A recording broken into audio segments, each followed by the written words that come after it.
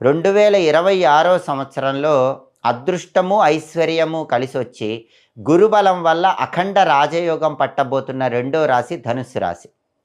దానికి కారణం ఏంటంటే 2026 సంవత్సరంలో ధనుస్సు రాశి వాళ్ళకి గురువు 7, 8, 9 స్థానాల్లో సంచారం చేస్తున్నాడు.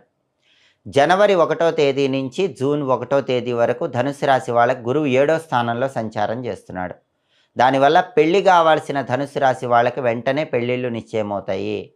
ఎవరినైనా ఇష్టపడితే వాళ్ళతోనే పెళ్ళిళ్ళు అయ్యే అవకాశాలు ఉంటాయి. 30 సంవత్సరాలు దాటి పెళ్లి కాని వాళ్ళందరికీ కూడా ధనుస్సు రాశి వాళ్ళకి జనవరి 1 నుంచి జూన్ 1 మధ్యలో పెళ్ళిళ్ళు అయిపోయే అవకాశాలు ఉన్నాయి.